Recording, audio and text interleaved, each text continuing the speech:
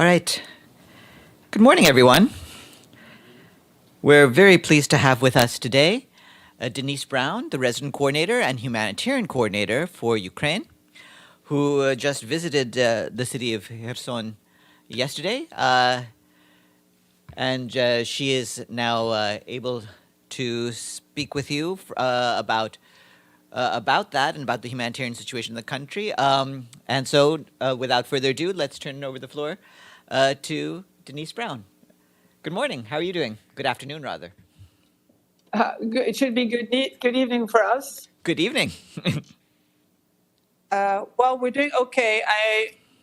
You can see behind me, a lot of people in the bunker. Yeah. The air sirens went off a couple hours ago, around 2:30, and there were quite a few explosions a couple of kilometers from us, and reports of damage, which I haven't seen, but can attest to the explosions that took place, and we're waiting for the reports, official reports from the authorities. But back to my visit yesterday, and sorry to have missed you. We were in a small hotel in a place called Kryvyi, a couple hours outside of Kherson City. So it was an incredibly long and quite emotional and difficult day. It's the first time that the humanitarian community was able to access Kherson City since the war started. So it was of huge importance. We drove into the city along a road that was being actively demined. And in fact, for most of the day, we were listening to detonations as the demining was taking place right in the center of town. So it was quite also a noisy day. And very, very visible signs of the destruction along the road, and as we were going into the city. So very interesting, I think, in terms of the contrast with what we were seeing of the infrastructure that's damaged and the sounds of the mines exploding. We were greeted by people standing along the side of the road as we drove through some villages on the way into the city, who were extremely pleased to see us. Of course, also the convoy, the president that went ahead of us, and us with our team and our trucks. So.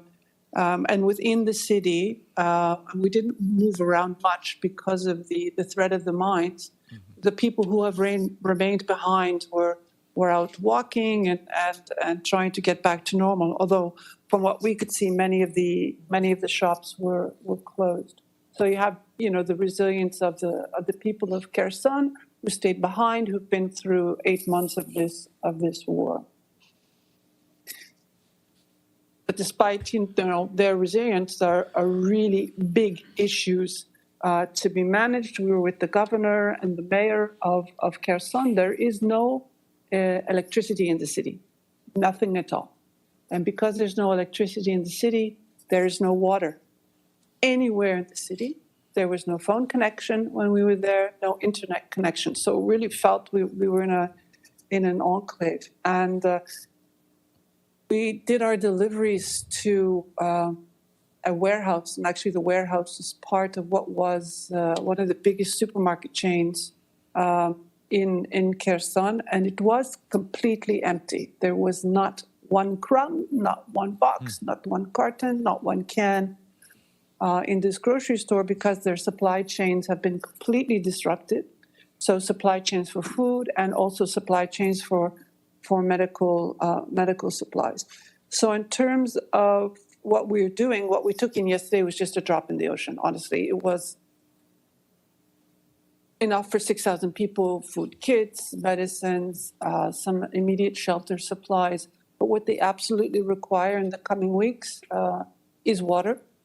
That's absolutely essential. Generators, which they had already asked us for, so we are purchasing with IOM, but also the major infrastructure repairs, which will be beyond the humanitarian community, but also continue to provide food until their supply chain gets up and running. And most importantly, the emergency shelter repairs, because we could see as we drove through the city to our warehouse, when the missile strikes happen, even if a building is not directly hit, the windows blow out. And with the winter months, which have clearly set in now, it's quite cold there, those repairs are going to be incredibly, incredibly important.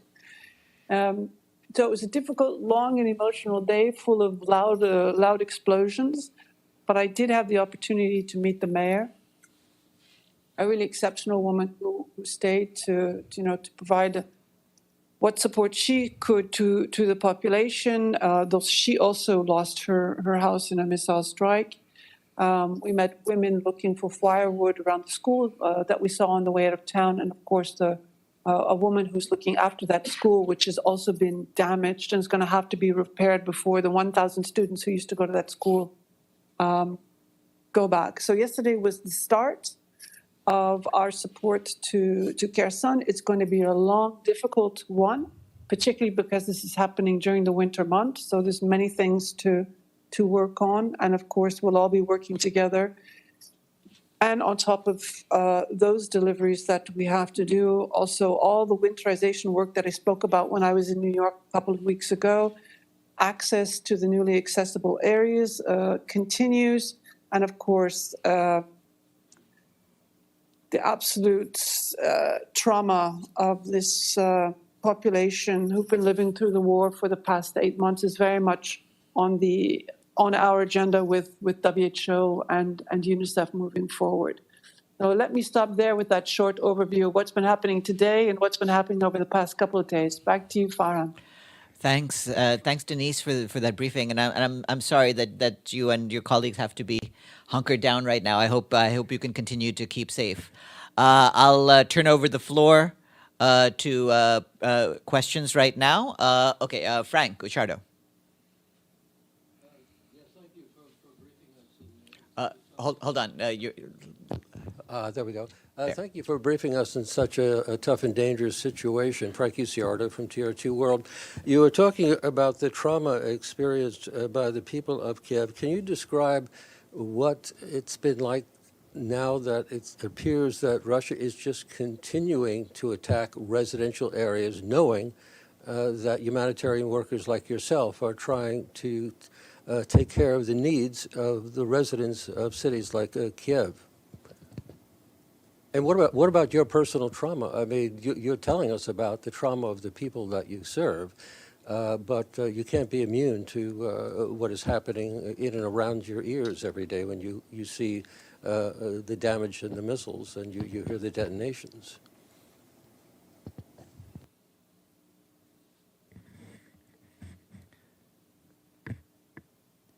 Hi. Yeah. Do you want me to go ahead, Farhan, or should I wait? Yes, please go ahead. Okay.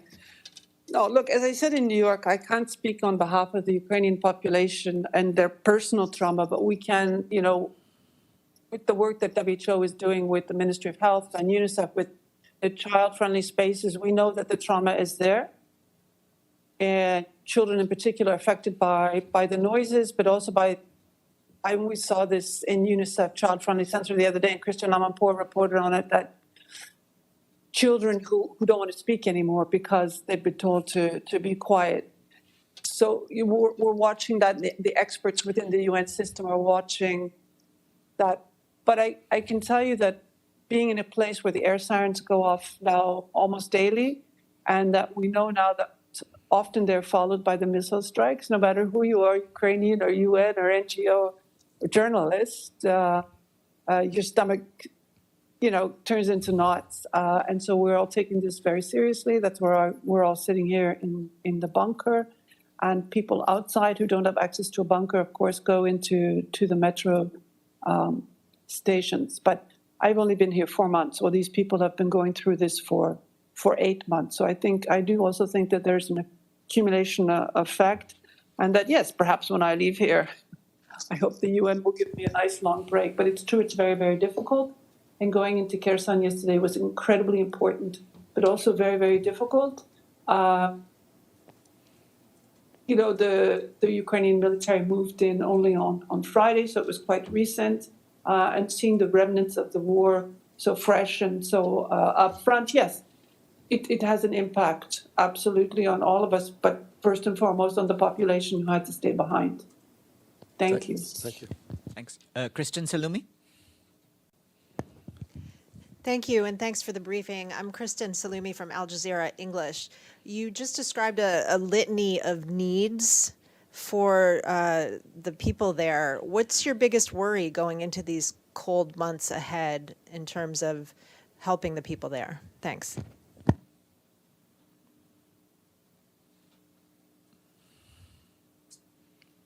Thank you. So we've been working on the winterization with the government since I arrived in August.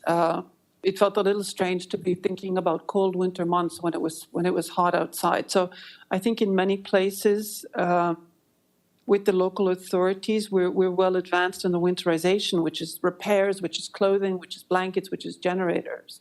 What I really worry about is in the smaller rural communities, elderly people on their own who lack mobility and perhaps are not well connected. So we're trying to work much, much closer with local volunteer organizations so nobody gets left out. That's actually my biggest worry. People who don't have mobility, it's already very cold and going to get much colder, I'm told. And so that's the concern. But also in the areas that have become recently accessible, the winterization repairs most likely won't be done on time. And we think these people will move towards the urban areas looking for warmth and shelter. And so we're going to have to take that in consideration and work with the local authorities to ensure that those people have a warm, safe place to be. You know, with the overall response, we're talking about millions and millions of people in these communities. So it's absolutely huge. So those are my major concerns. Thank you. Pam Falk from CBS. Hi, thanks so much for the briefing again, and be safe. It's Pam Fogg from CBS. My question is about the electricity where you are.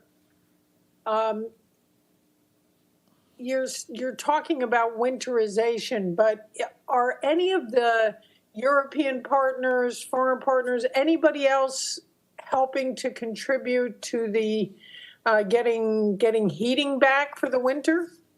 Thanks. And is there any consideration of a flash drive or something else to get the electric back? Because it sounds pretty grim. Thank you.